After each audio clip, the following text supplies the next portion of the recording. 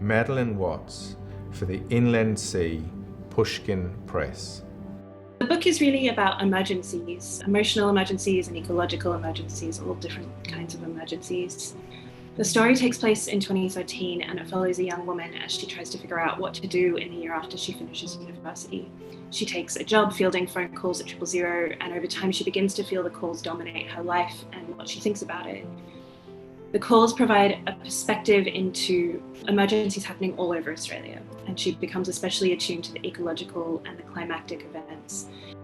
So I started writing this book a couple of years after I moved to New York, and I was working at a bookstore.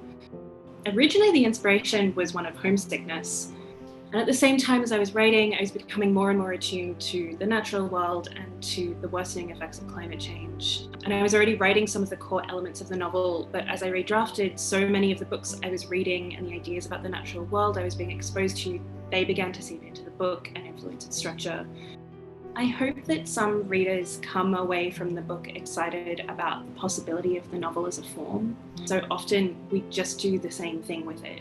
But I think this is such an interesting moment in history and in literature, and watching how artists respond to the world we live in is really exciting to me. I think in fragments and digressions. So in part I was trying to find the right structure to fit the way my thoughts work. Sometimes that meant printing out the novel, cutting it up into pieces and physically rearranging it on the floor. And after I had a draft, I printed it all out, cut it up again, put it back together. Winning the Miles Franklin Literary Award would be an enormous honour. I've grown up reading Miles Franklin winners and nominees, and it feels very surreal to be suddenly in the same cohort.